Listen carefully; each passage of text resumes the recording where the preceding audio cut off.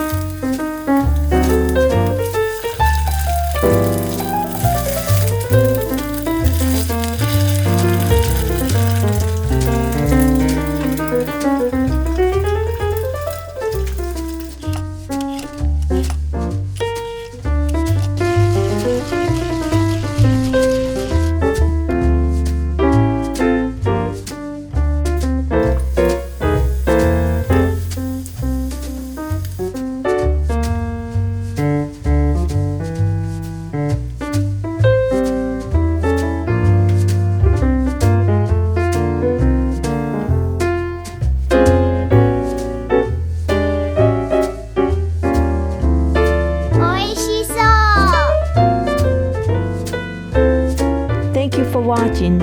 I hope you enjoy cooking Japanese.